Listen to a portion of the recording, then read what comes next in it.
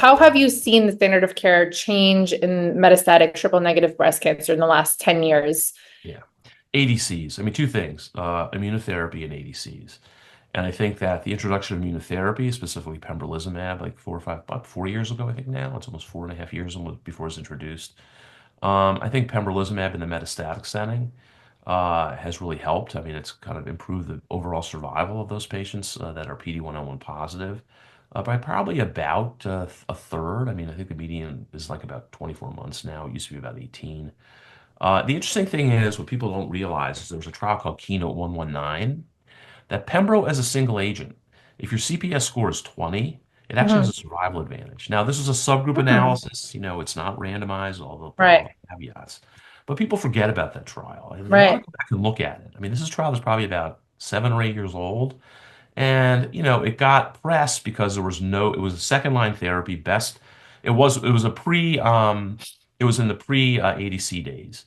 And so, it was standard of care chemotherapy, second line versus Pembro. And there was no difference in the overall study, but when you really look carefully at the CPS greater than 20, which is about 15 or 20% of the patients, they Mhm. actually had benefit to Pembro. Now, were they TMB elevated? Who knows? But the bottom line is that that's one big deal. The other one, obviously, is the introduction of ADCs, and in particular, sacituzumab govitecan. I mean, this is a second and third line agent, and literally, it doubled the overall survival, the median overall survival, for about, I think, 7 months or 8 months to about 12 to 14 months. And that led to its full approval by the FDA. It wasn't even accelerated. They had accelerated approval, it was taken away because they had some manufacturing problems. But when the FDA saw the data, again, this is about 4 years ago, in I think 2020, it had immediate approval. And it clearly has changed the paradigm. I think everybody who progresses rapidly in the first line within 6 months or is second line and beyond, I think really does. Just about everybody, I think, will get Trodelvy if they can, unless they can't tolerate it. They have some reason not to. And I think the interesting things about Trodelvy and sacituzumab is that the major side effects of it that we all are concerned about. I think the neutropenia and the diarrhea. Everyone's afraid of neutropenic sepsis and typhlitis and things like that up front. I think we can deal with it. I think that everybody now is really going toward long-acting GCSF on day 9, which Mhm. is counter to what we're taught as fellows. Don't give growth factors in kind of metastatic disease. It's a palliative thing. But I Right, think most of us now are kind of going, especially me, old school guys like me, right, years ago, we're like, give right, single agent chemotherapy and adjust the dose. Don't give growth right. factors. That's But so and I had to overcome that. I mean, I literally, when interesting. I first started giving Trodelvy, I never would do that. And Mhm. now, after having a few people get neutropenic fever and end up in the hospital for a couple of weeks, one actually was in for like 2 weeks. I think she had a UGTA1 mutation.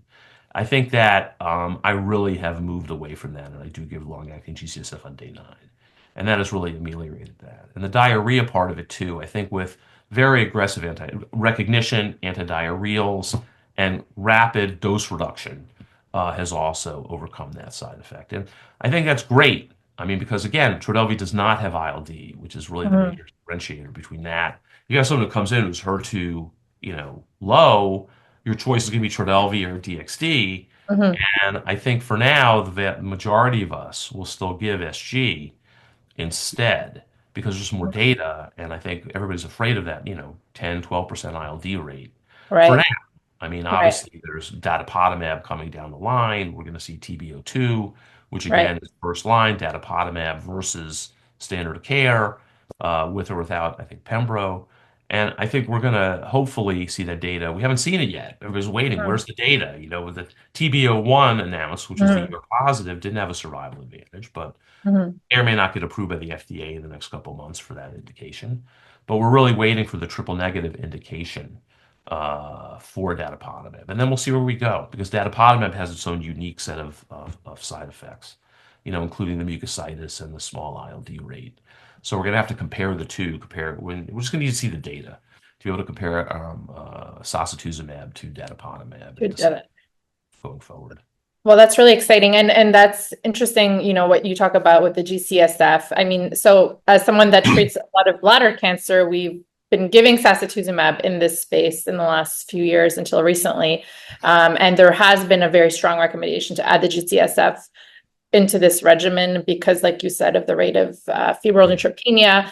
And are you checking for the UGT1A? I'm not. I don't routinely do it. When I do it is if someone has prolonged neutropenia. You occasionally get that patient who gets it and just the neutrophils will never come back, or they'll come back and they'll be really low. It'll take like 3 weeks, for them suddenly to get over 1,000 or 1,500, and you're going, and the person has no reason for that, and I've done that. I've checked. Actually, I had a homozygote. I just don't. We just don't. In the kind of meds that we use in breast cancer, none Mhm. of them really UGTA1 inhibitors, and so if we're looking for is germline mutations and Right. stuff like that. And I don't know how you guys do it in the bladder space. The question I'm going to have for you is, and we have it now too in breast, is ADC after ADC. So you have the Nectin ADCs now.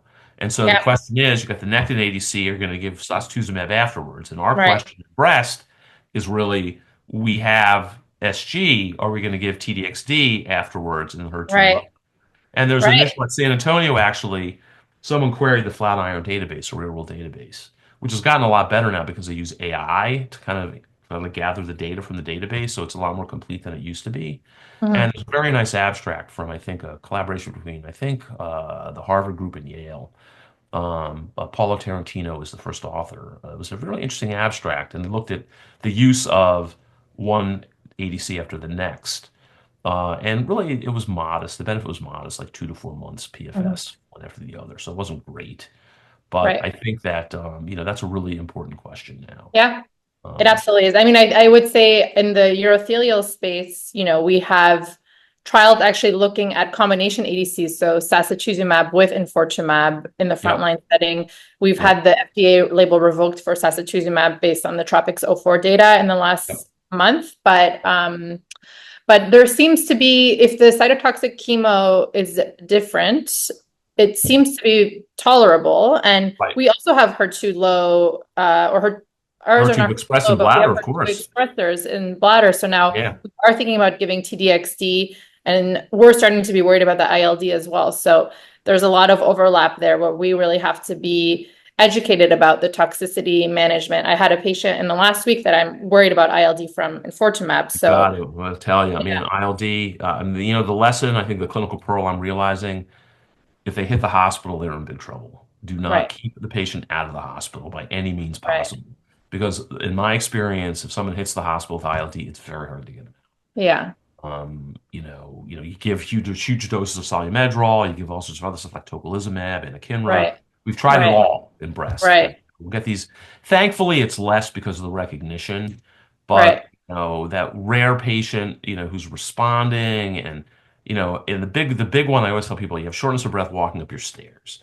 Mhm. And it's not because you're deconditioned from breast cancer, your Right, therapy for metastasis. It's just because maybe you have ILD from this. You, right. you gotta be that's the one big thing that you gotta be very careful with. Yeah.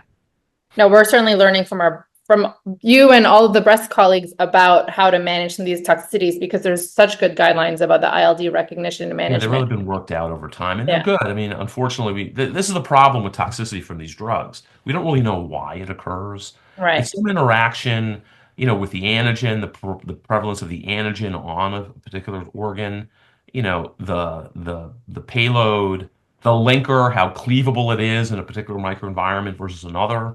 It's a Mhm. lot. It's very complex, and I think we're still trying to figure out what causes ILD from Right, TV. We still don't even know. We've been right, asked this question for 4 years or 5 years, and we still don't have right. an answer on it. So that's an issue. Yeah, no, absolutely. There's so much to still learn about toxicity. And so it sounds like, you do recommend sacituzumab in the second or third line In setting in triple negative at general, this point, I triple do. negative. Yes.